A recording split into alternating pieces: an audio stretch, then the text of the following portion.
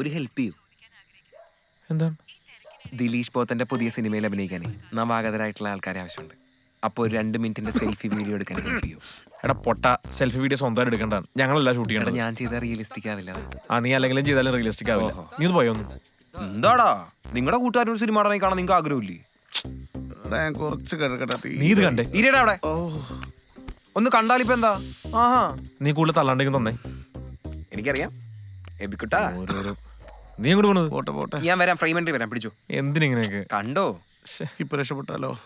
ഉണ്ടായി എന്തെങ്കിലും ചെയ്യണം. നമസ്കാരം, ഞാൻ പോൾ വർഗീസ്, തിരക്കുള്ളൊരു അഭിഭാഷകനാണ്. ഞാനിപ്പോൾ അവതരിപ്പിക്കാൻ പോകുന്നത് മരിച്ചു കിടക്കുന്ന ഭാര്യയെ നോക്കി പൊട്ടിക്കരയുന്ന ഒരു ഭർത്താവിന്റെ വികാര പ്രകടനങ്ങൾ. ഭാര്യ ഒരിച്ചാൽ ഭർത്താവിന് എന്ത് വികാര? എനിക്കറിയാൻ പാടില്ല.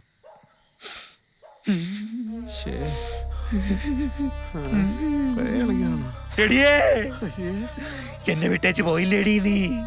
പോയില്ലേ?